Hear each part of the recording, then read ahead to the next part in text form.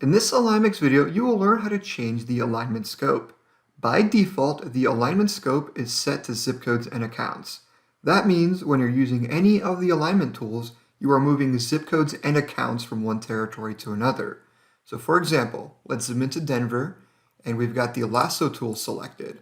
So when I use the lasso tool, I'm lassoing zip codes and accounts at the same time. And that's because the account scope is set to zip codes and accounts.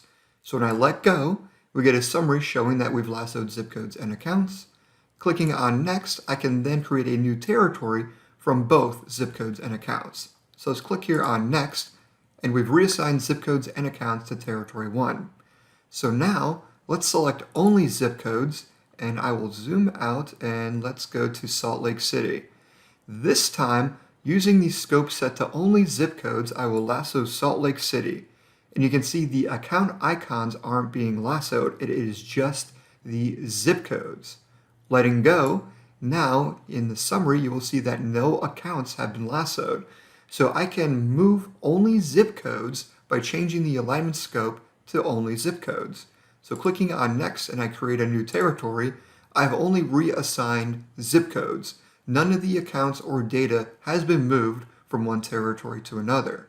And then finally, we can do the same thing but at the account level. So changing the alignment scope to only accounts, now if we lasso an area, you will see zip codes are not being selected. Only accounts have been selected. Letting go, you can see 0 zip codes, but accounts have been lassoed. Clicking on Next, I can now move all of those accounts from one territory to another without changing the zip to territory assignments.